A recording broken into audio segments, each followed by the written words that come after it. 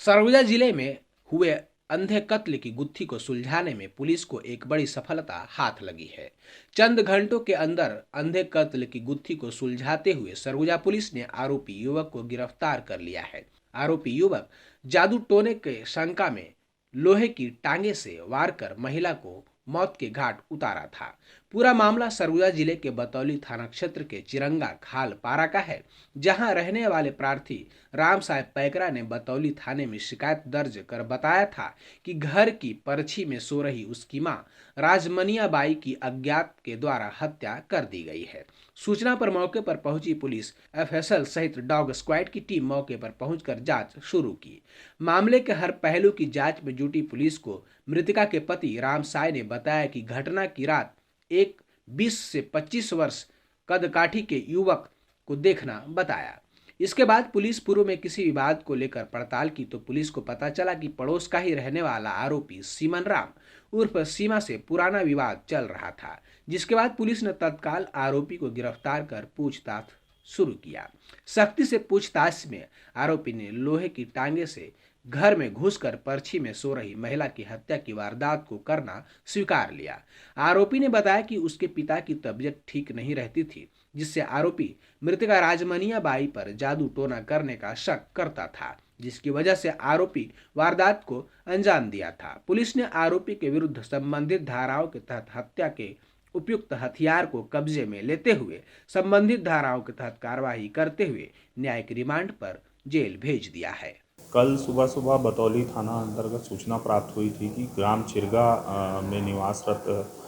जो परिवार है उसमें एक मृतिका रजमनिया बाई जो है अपने घर की पर्ची में मृत अवस्था में पड़ी हुई है। ऐसी सूचना प्राप्त होने पर तत्काल वरिष्ठ अधिकारियों को इस संबंध में अवगत कराया गया और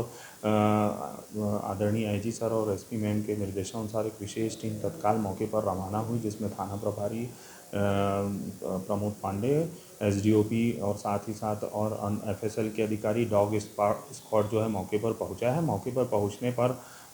जब बॉडी की स्थिति देखी गई तो उसके सिर और चेहरे के पास कनपट्टी के पास जो है किसी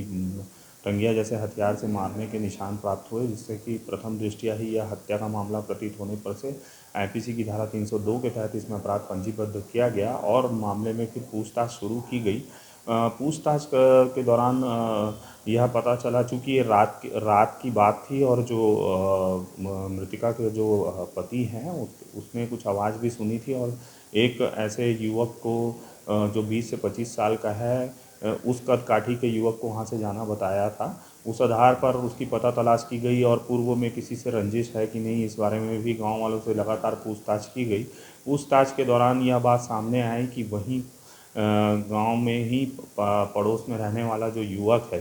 सीमन उर्फ सीमा, इसका जो है इनके साथ विवाद था और इसे शक था कि ये जो मृतिका है वह कुछ जादू टोना करती है, जिसके कारण इसके पिता की तबीयत खराब होती रहती है। इस ऐसी सूचना प्राप्त होने पर उसे पूछताछ करने के लिए बुलाया गया। पूछताछ में जब उससे सख्ती से पूछताछ की गई तब उसने बताया कि मेरे द्वारा ही उपरोक्त घटना को अंजाम दिया गया है और रात में जब वह सो गई थी तो मैं उनके घर खुला, चूँकि खुली पर्ची थी तो वहाँ पर वह घुसा है। घुसने के पश्चात उसने टांगी नुमा हथियार से उसके ऊपर 2 वार किए हैं और जिसके कारण उसकी मृत्यु हो गई और फिर वो वहाँ से चला गया था। और उपरोक्त अपराध स्वीकृति के पश्चात वो जो अपराध में प्रयुक्त जो टांगी थी वो भी इसमें जब्त कर लिया गया है और साथ ही साथ इसमें मामले पर अभी विवेचना जारी है और उसे आरोपी को गिरफ्तार करके न्यायिक रिमांड पर भेजा जा रहा है।